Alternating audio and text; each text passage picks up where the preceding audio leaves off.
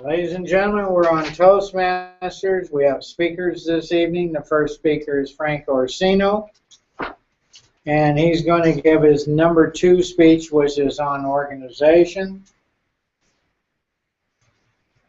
And Frank, your subject is what now? On financial consulting. On financial consulting. Fellow Toastmasters, Frank Orsino on organizing objectives. He is to set an appropriate outline, make the message clear, and use appropriate transition when moving from one idea to another, and create a strong opening and closing. Ladies and gentlemen, Frank Orsino. Title. The title of his speech is Financial Industry. Close. Frank Orsino. Listen. Can you guys clap? Okay, now I get ready. Welcome, fellow Toastmasters and Toasties.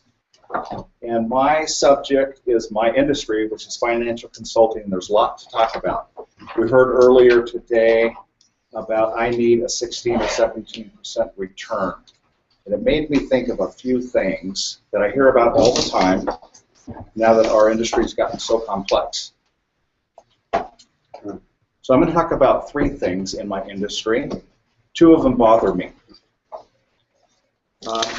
One, whenever you go to a financial consultant or a financial planner and you're going to be doing some investing or you're going to be doing some savings plans, they have you fill out a form. It's called a fact finder. And by law now, they have to ask you your risk tolerance. And the question is, and I went through about 20 different fact finders today, one of the questions is, and it comes up the same on each one, and I wrote this down, on your risk tolerance, how much are you comfortable losing? 5, 10, 15, 18, and 20%. And the average on a 65-year-old was 10%. Would you be comfortable losing 10% at any age? So that particular bit of information in my industry was kind of bothersome. I don't feel like you should be comfortable with any kind of losses. Number 2 is you might have heard this recently on the news or on advertisements. I think it's a scare tactic. Has anybody heard you might outlive your income? Okay. So when I look at that, I look at people's accounts, and typically they're 65 to 78 years old when they start with me. So they have a certain amount of money. And when they're 65, there's a certain element called human energy.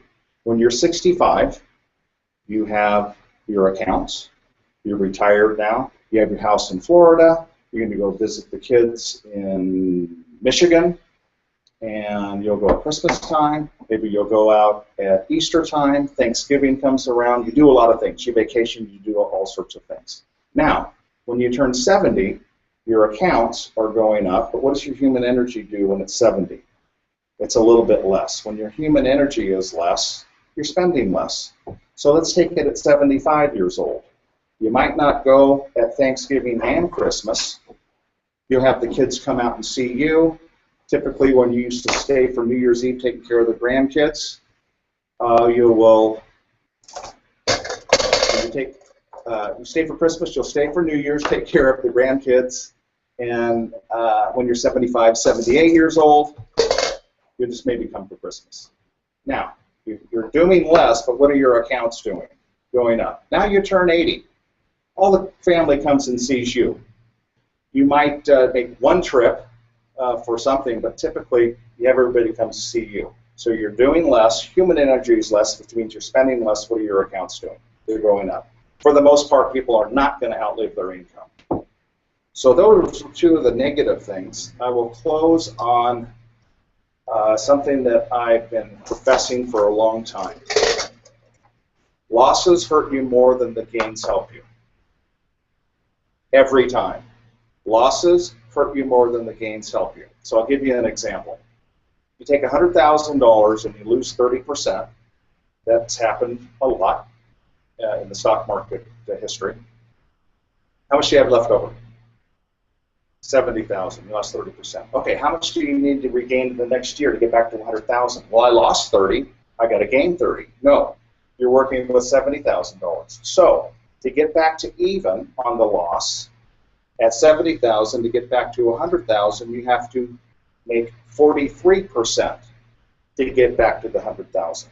Now, the stock market has lost over 30% 18 times since it started.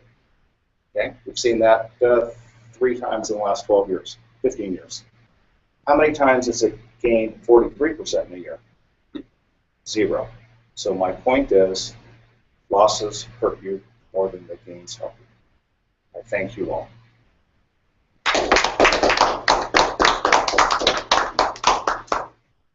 How many marbles? Okay, this has been a demonstration. I'm going to turn this live presentation off. This was a demonstration for the Toastmasters of Let's Think Right. So that's okay.